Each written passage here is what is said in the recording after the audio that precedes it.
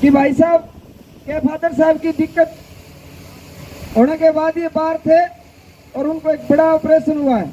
उसके बावजूद भी साथी हमारे बीच आया। आपका बहुत आभार कि आपने इस दुख की घड़ी में जब हमारे 4 साथी मौत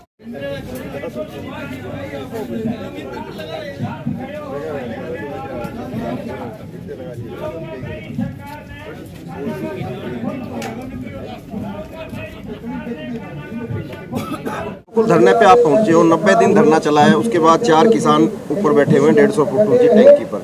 किस तरह से देख रहे हो सरकार को, कितनी संवेदनशील आपको लग रही है? ढीठ है, बेशर्म है सरकार वाले। आपने देखा कि किस तरीके से दिल्ली के बॉर्डरों पे भी हमारे जाबाज किसान साथियों ने किस तरीके से मोर्चे को फतेह करने का काम किया और गोटियां लगवाने का काम किया सेंट्रल गवर्नमेंट को। और उसी तरीके से अब आज भी आपने देखा कितने दिनों से हरियाणा के अंदर भी खासकर हमारे सिरसा का जो मुआवजा नहीं मिल रहा, तो कहीं ना कहीं सरेआम धक्काशाही ये तानाशाह सरकार शुरू से किसानों के साथ करती आई है और आज भी कर रही है। लेकिन मैं हैरान हूँ ये देख के कि शायद इस सरकार को अभी तक किसानों की ताकत का अंदाज़ा नहीं हुआ क्या, कि जब सेंटर वाले नहीं टिक सके तो ये स्टेट वाले क्या टिकेंगे। अफसरों को भेजते हो किसानों के पास, किस मुंह से भेजते हो? ये हर प्रकार से काम को टरकाने का काम करते हैं, मीठी गोली चुसाने का काम करते हैं, लेकिन लोग कोई मूर्ख नहीं है। अब चुनाव नज़दीक आ रहा है, किस तरीके से आपने देखा मेवात के अंदर भी भाईचारे को ख़राब करने का काम किस प्रकार से इनडायरेक्टली लोगों की तरफ से, कुछ राजनीतिज्ञों की तरफ से करा जा रहा है।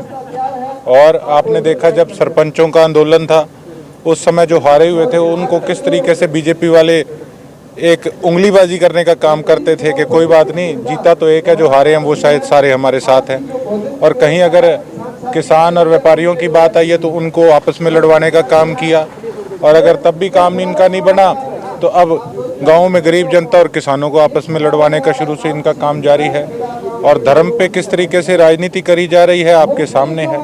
बल्कि अगर काम किए होते ना तो वोट मांगने की जरूरत ना पड़ती है। और अब तो चुनाव भी नज़दीक है, कोई बात नहीं, हमें तो किसान भाइयों को सड़कों पे संघर्ष करते को काफ़ी साल हो गए, तो अब तो 1 साल भी मेरे हिसाब से अब तो लोकसभा में नहीं रहा, 6 महीने रह गए हैं। तो जो भी ये करेंगे उसका रिएक्शन जो है, सख्त रिएक्शन, कड़ा रिएक्शन इनको अब जल्दी मिलने वाला है। लोग इनके बहकावे में नहीं आएंगे। इनके मंत्री बयान देते हैं कि 1 महीने में मुआवजा आएगा, फसल बीमा आएगा, क्लेम आएगा। उसके बाद प्रशासन है लिखित में देता है एसडीएम की 30 जुलाई को आएगा।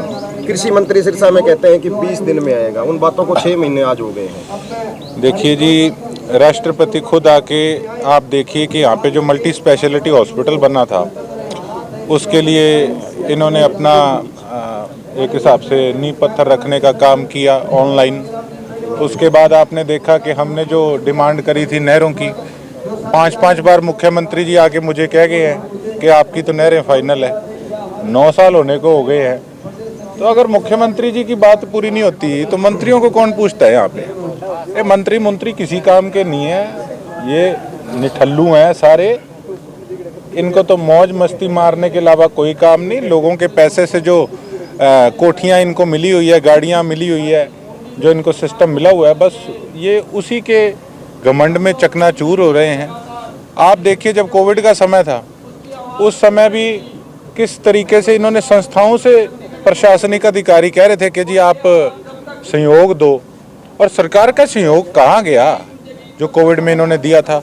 अब बाढ़ के टाइम में इन्होंने संस्थाओं को फ़ोन किया कि जी सहयोग दो। क्या भिखमंगी है क्या ये सरकार? इनके पास कुछ नहीं है। अगर ऊपर से कोई पैकेज देते हैं तो वो लगता कहाँ है, लोगों में तो जाता नहीं, तो वो कौन खा जाता है। और आपने पूरे हरियाणा के अंदर देखा, डीसी ऑफिस सरसा के आगे देखो, मैं कहूँ धरना स्थल बन गया। डीसी ऑफिस तो लगता ही नहीं है, रोज धरने पे धरना, धरने पे धरना, धरने पे धरना। और बात रही मेरी कि मैं आज ये अपने परिवार के बीच में हूँ, सारे हमारे परिवार के साथी बैठे हैं। कई लोग शायद ये भी सोचते होंगे कि ये विपक्ष में है, अगर कल को बन जाएगा तो शायद ये भी उनके जैसा हो जाएगा।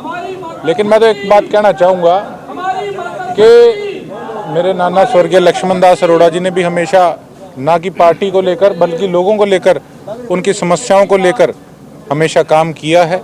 हमारे लिए जनता पहले है, पार्टी पुर्टी हमारे लिए कोई भी मायने नहीं रखती है। और उसके साथ साथ आपने देखा कि जब बेशक मैं भारतीय जनता पार्टी का हिस्सा था, उस समय भी मैंने पार्टी को प्राथमिकता नहीं दी। हालांकि मैं चाहता तो मैं किसी हिसाब से भी, जैसे आई लोग सत्ता में हसीन है, मैं भी बैठ सकता था, पर मुझे उस चीज़ का कोई ना तो लालच, सारा कुछ देखा है, सरकारें भी देखी हुई है, बस लालच तो एक है कि हमारे हक जो हैं हमें सरसा वालों को मिलने चाहिए। और लोग अपने भाई पे, अपने बच्चे पे विश्वास करते हैं। मुझे खुशी आज तो मेरे मन में थी कि मैं यहाँ पर आया हूँ और मैं किस तरीके से अपना भरपूर सहयोग दे सकता हूँ।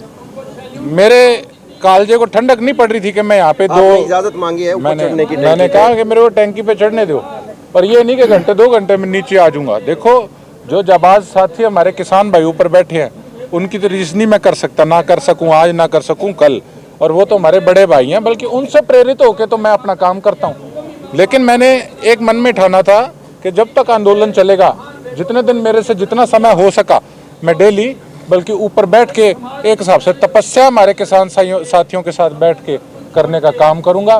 पर सारे किसान साथी भी अपनी बात पे जो हैं वो सही हैं। वो कहते जी आप चढ़ेंगे फिर कोई और चढ़ेगा, कहीं ये कोई और ही रूप ना ले ले आंदोलन, कि यहाँ पे एक राजनीतिक अखाड़ा ना बन जाए। मैं मानता हूँ इस चीज़ को, लेकिन मैं अपनी जगह इसलिए ठीक हूँ कि मुझे था कि जो भी आपने स्टेप उठाया है उसमें मैं अपना साथ दूँ। आप इंजन हैं, हम डब्बे हैं, जिस तरफ खींचोगे उस तरफ हम जाएंगे। आपके साथ थे, हैं और रहेंगे। किसान एकता जिंदाबाद। बहुत बहुत धन्यवाद साथी।